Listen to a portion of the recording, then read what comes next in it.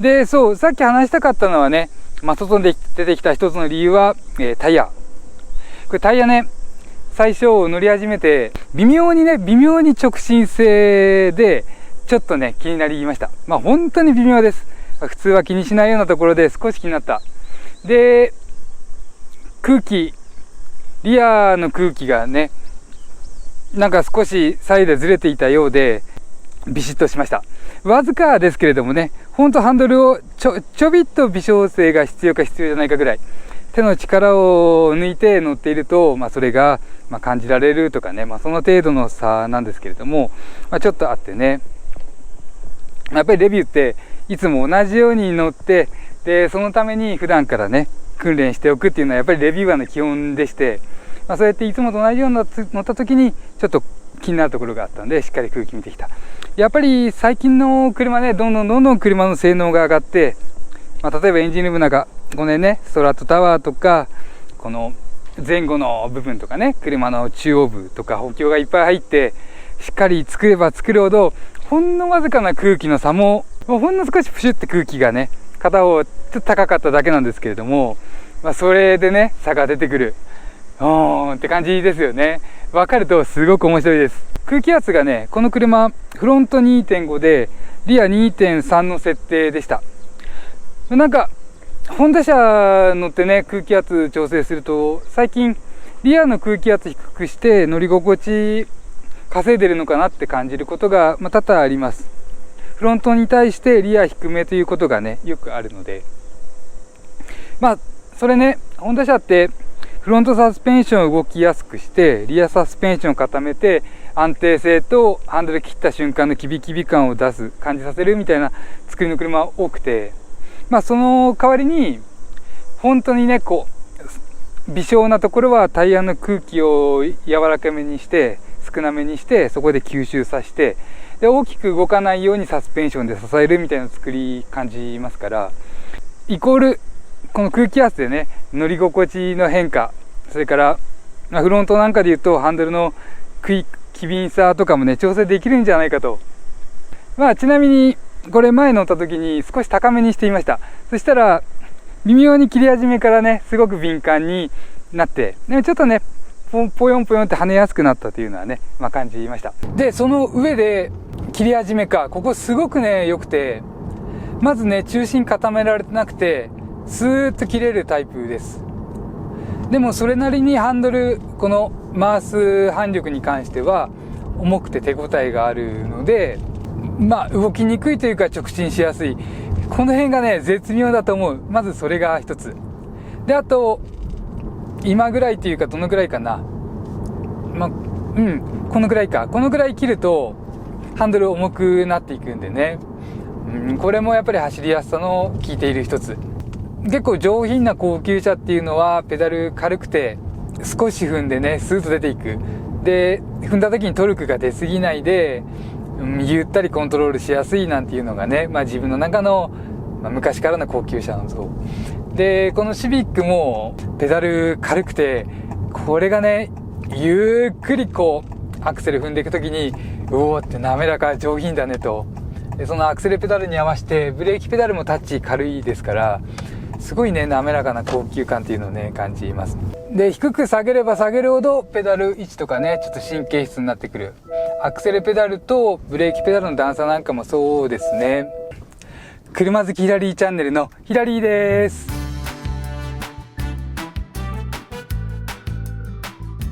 今日はシビック EHEV に乗っています。2024年9月登録のシビックでね、今これ内装映してるから分かんないと思うんですけれども、実はねこれマイナー前なんですよね。2024年の9月にマイナーチェンジが行われまして、でレンタカーでねマイナー5を予約したつもりだったんですけれども、なんだかんだで今日これはマイナー前のシビックになりました。そうレンタカー屋見に行ってね、このフロントフェイスはマイナー5じゃないかと思って予約したんですけれども、それ実際お借りしてきてみたらね、なんか車の色も変わってたかもしれない。今日これ白のねシビックで、ちょっとマイナー前になっちゃいました。すごいショックだったんですけれども、乗り始めたらね、やっぱりシビックだって感じで、普通のね、いつも通りのテンションに戻っています。いつも通り以上かな。そう、ほんとね、フロントマスクが変わったのと、あと、どうでしょう、装備の部分が変わって、グレードが2つになったっていったところぐらいだと思うんでね。足回りとかはね、わかんない。本当はそこを確認したかったんですけれども、とりあえずね、今テンション上がってます。で、なんでテンション上がってるかというと、今、燃費の動画を撮ってきまして、すごく良かったです。3つのセクションに分けてね、一般道をノーマルモードで走って、で、山道をスポーツモードで走って、で、最後、一般道同じ道をエコモードで戻ってくるのを撮ってきたんですね。で、最後がね、山道で、下り坂で蓄えたバッテリー、フルまで溜まって、それを使って戻ってきたんですけれども、最後のセクションがね、もうめちゃくちゃ燃費良かった。まずね、5キロ走った時点で、車載の燃費計がね、99.9 キロが表示されていました。もうそれ以上ないっていう数字だね。これはわかります。山道の方に向かっていったんで、体感できないまでも、若干のね、上り下りじゃない、ごめんなさい、標高差で下ってるのかなっていうのはね、ありますから、そのバッテリー使えばね、そこまではいい。で、その後もね、10キロ走った時点で50キロぐらいの燃費が表示されていて、15. 点何キロ走ったところでまだ40キロぐらいでしたっけ。そのくらいね、燃費が表示されている。さらにね、そのままリセットしないで走って、ごめんなさい、アクセル踏んじゃった。そのまま燃費計リセットしないで走ってるんですけれども、今ね、20.6 キロ走ったところで 33.3 キロの燃費が表示されている。すごいですよね。で、このね、シビックのスポーティーフィールと、スポーツモードにしたらもうバンバンバッテリー使っていくようなフィールに変わるんですけれども、それとハンドル周りとね、で快適な足回りと、さらに燃費もいい。気になるのはお値段だけみたいなねところでね、びっくり。でもびっくりだけれどもテンション上がっていて、お伝えしたいこといっぱいありますね。マイナー前だけれども、やっぱりシビックはシビックということでね、いいね。見た目とかはね、最近のやっぱり SUV とかに人気いくんでしょうけれども、ちょっと窓曇っちゃうんでワイパイ動かしますね。曇っちゃうというか、ウィンドウが冷えちゃって、水が溜まっちゃう。湿気がね、冷たいとこに水分集まるので、窓に集まってきちゃうんですよね。今、送風口を下から飲みにしていて、あれなんですけれども、ちょっとね、冷えちゃうみたいでね。どこから行きましょうか。ハンドリングの話、それから加速の話、ブレーキの話、あとね、自分マイナー前になったっていうことでね、マイナー前は今まで3回乗っていました。オドメーター1000キロ、3000キロ、7000キロの時に乗りまして、今日の車は、1万7000キロ。ちょうど前回から1万キロ過ぎたところでね、車体は別です。なので個体差の部分はちょっとわかんない。前乗ったのが青いシビックで、今日のは、白いシビックです。なんかね、マイナーチェンジで青いシビックのボディカラーなくなっちゃったみたいなんですけれどもね、正確に言うと鮮やかなボディカラーの青がなくなって、もっと落ち着いた青に変わったと。どうなんですかね。なかなか青が好きじゃないって方は少ないと思いますから、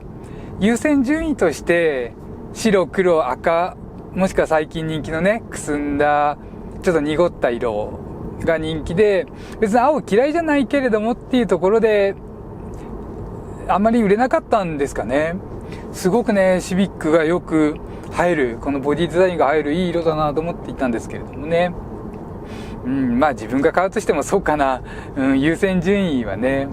逆に言うとお乗りの方は希少価値上がってね、いいんじゃないですかっていうことになってきますよね。で、じゃあちょっと乗り味の話いきますね。そう、この動画は、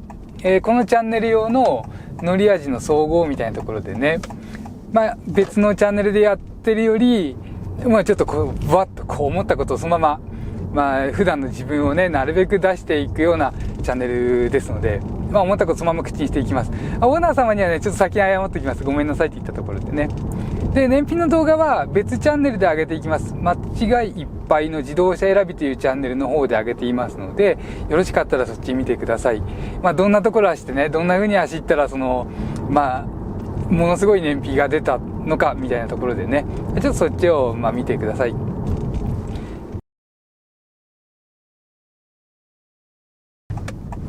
じゃあハンドル今切ったんで、ハンドルのところから行きましょうか。シビックの一番のシビックっていったところかな。ZR-V とよく似てるって言われますけれども、まあ全然違うね。自分ね、ZR-V とこのシビック比べたときにね、違うんじゃないのってところが大きいかな。まずね、細かい操作によく反応してくれて、なんかね、打角も小さく曲がっていくような感じなんですね。まあ同じに VGR が採用されているよっていうのはね、可変ギアレシオのステアリングギアボックスっていうのはね、目にしましたけれども、まあ、だいぶフィーリング違うなと。サスペンションがね、こっちが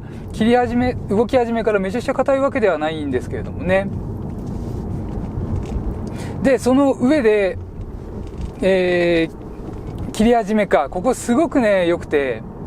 まずね、中心固められてなくて、スーッと切れるタイプです。でもそれなりにハンドル、この回す反力に関しては、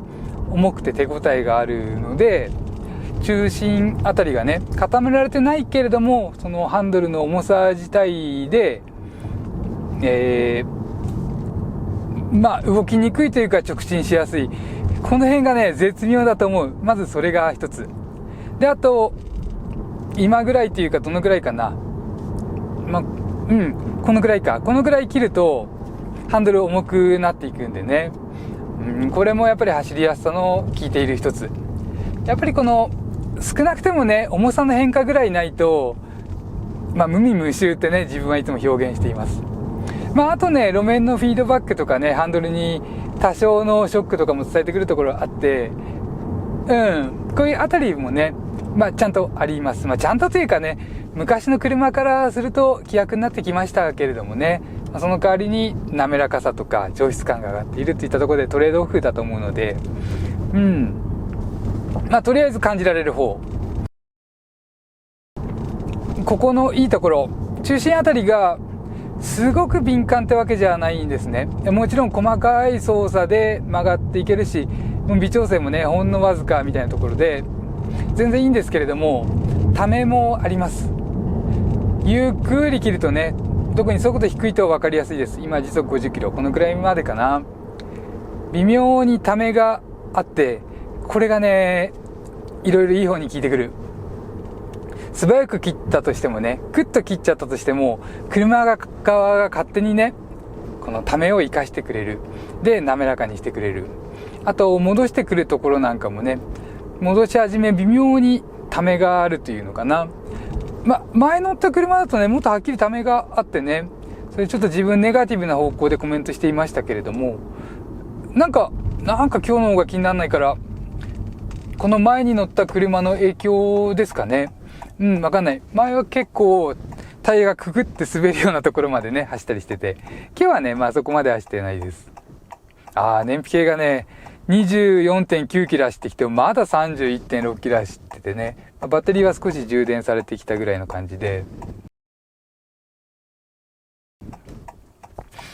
すごいね。ちょっとメーター切り替えてみますね。切り替えると 74.7 キロ走ったところで今 19.6 キロが表示されている。まあこのぐらいですかね。で、あとね、まあそれでエンジンのフィールの方に話を変えますと、今日の車はね、ちょっとね、エンジンかかるとゴロゴロゴロっていうね、ちょっとガラガラガラって感じが伝わっていきます。まあ微妙な振動っていうのかな、音というか振動というかね。で、これがレンタカーですので、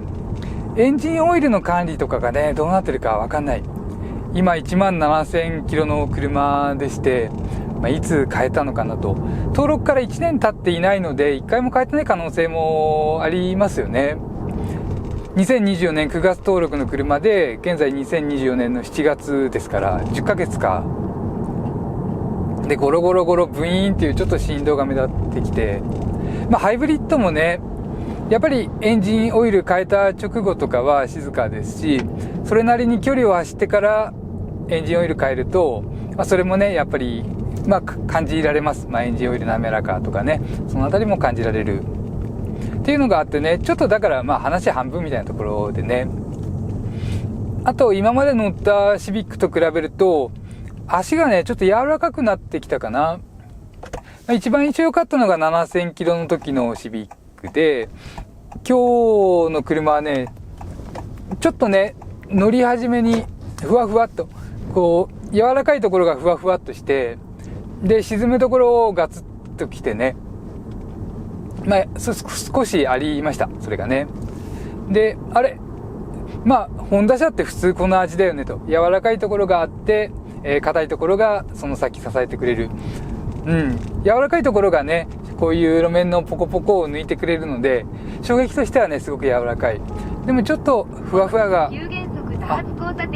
いはい、もう一回言うと思います。これ前もそうだったね。でね走ってるうちに状態良くなったのかな。今外気温25度で状態いいと思います。ゴムとかね。乗り心地落ち着いてからもちょっと気になるのがなんかねブレーキでリアが伸びます。あれシビックの伸びがあってこんな柔らかかったっけみたいな感じで、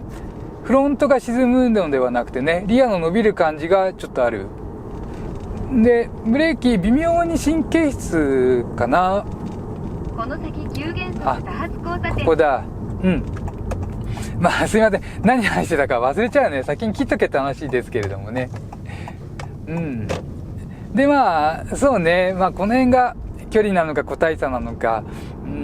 いずれにしても中古車買うんだったら自分がピークだと思うのは7000キロの時です。そんなに厳密に言わなくてもまだまだ新しいですからね。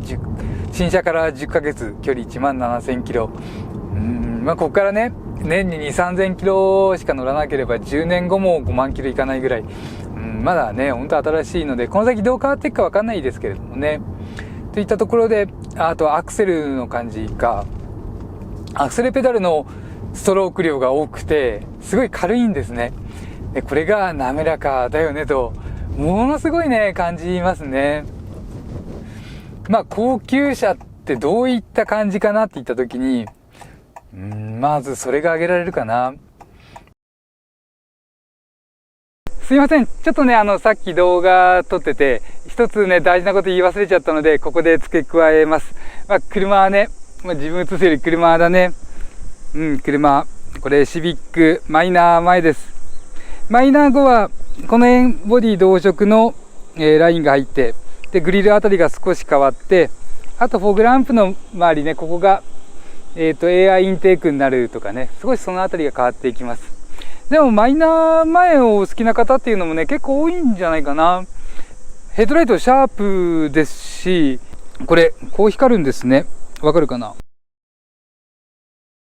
ということですいません、ちょっと動画に戻ります。